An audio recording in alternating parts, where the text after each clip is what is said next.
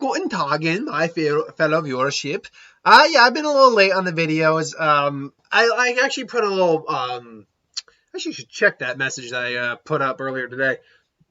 Message about it in the community post thread that I've been behind a little bit because of work, but also because I've been just use this notebook that I got right here. Taking the notebook that I use basically to write down all the suggestions, who would win and what if. Got new notebooks, and I basically just because they're all in one book, and it's become pretty cramped in there. It's gotten pretty messy. So I've been transferring them all into their own separate notebooks, both a what if and a who would win, respectively. So that's just taking time, and therefore, when new ones come in, I also got to factor those new ones in.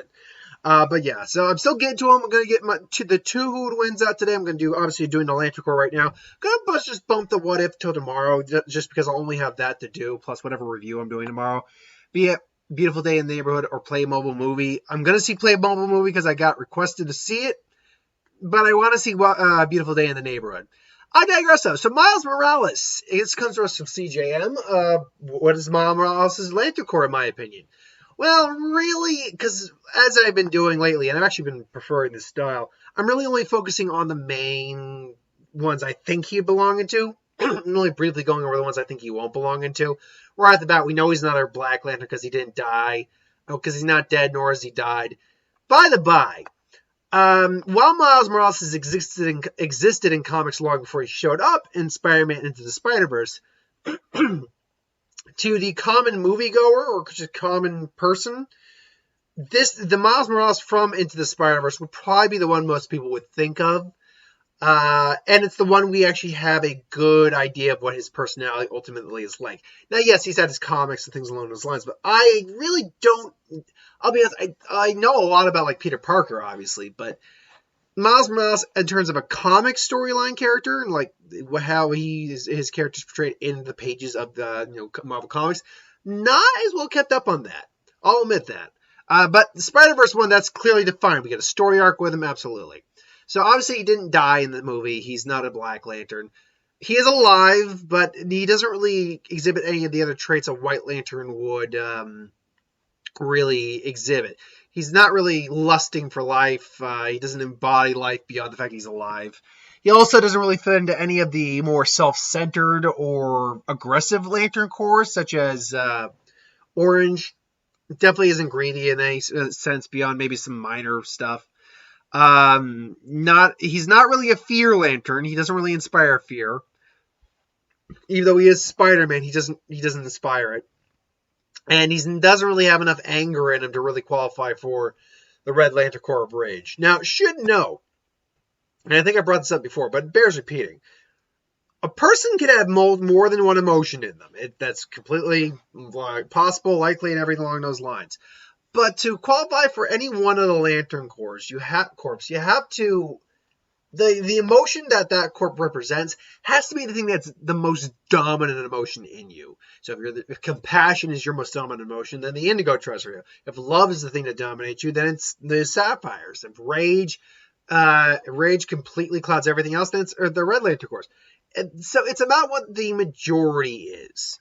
And when I broke all that down, it really comes down to only two categories. A, it's the Green Lanterns.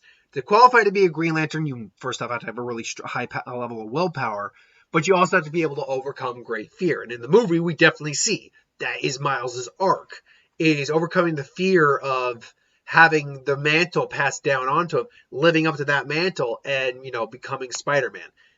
It makes complete sense how he could be a Green Lantern.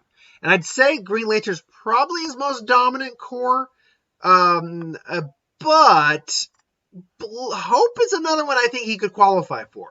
I think his qualifications for will do supersede his qualifications for Hope, but the Hope Lantern Corps I think is a solid runner-up simply because it's clear he has to maintain a lot of hope. He hopes he can live up to the mantle of Spider-Man and do Spider-Man proud. He hopes that he'll be able to do both the Peter that from his reality and the Peter he met in the alternate reality. He hopes he can do them well. He hopes they can maintain the relationship, possible romance with Gwen later down the road. And that's another thing. Love wasn't going to be a good candidate for him because it's not what was motivating him. yes, he loved his uncle, but that wasn't initially what was motivating him, and that's not what ultimately. I mean, it helps push him, but it's not his motivation.